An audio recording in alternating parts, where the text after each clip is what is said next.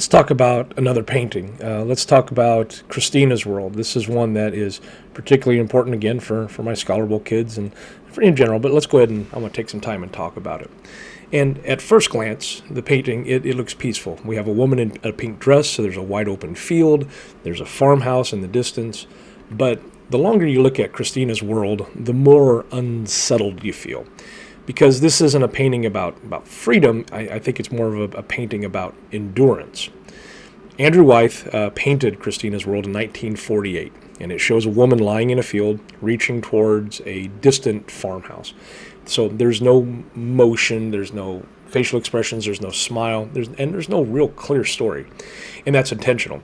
Wyeth wasn't interested in drama, he was interested more in quiet tension, the kind that exists when a person is alone with their limitations. Now, who was Christina? Well, the woman in the painting is Christina Olson, who was a real person who lived in rural Maine, and she suffered from a degenerative condition, likely like polio or something similar to that, and it made walking extremely difficult. But she refused to use a wheelchair. Instead, she pulled herself across the ground, using her arms. And that detail kind of changes everything, because once you know that, the painting stops being symbolic and it becomes more deeply human. So this isn't a woman who's just like lounging or resting. This is a woman that is moving, slowly and painfully and stubbornly. Now, I think when we look at the painting here, the farmhouse in the distance looks close, but it isn't. I think that's one of Wyeth's greatest tricks, because the space between Christina and the house feels vast, even though it technically isn't. The grass stretches on endlessly, the horizon kind of feels unreachable, and Wyeth forces the viewer to feel the effort required to cross that distance. And it's not about how far away the house is; it's about how hard it is to get to the house. And what makes Christina's World so powerful is what it refuses to do.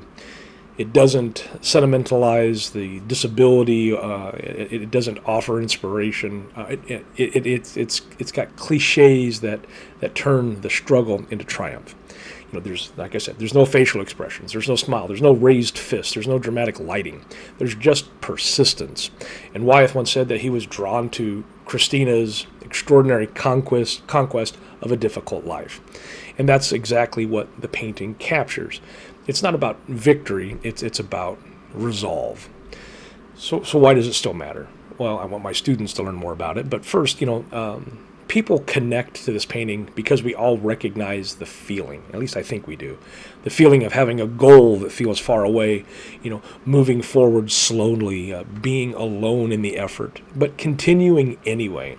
Yeah, it is, of course, it's about physical struggle, but also emotional and mental and an existential struggle. So everyone has a version of the field that Christina is in. Everyone has a house that they're trying to reach.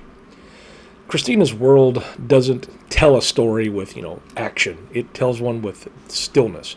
It reminds us that courage isn't always loud, that perseverance doesn't always look heroic, and that strength sometimes means simply, continuing, even when no one's watching.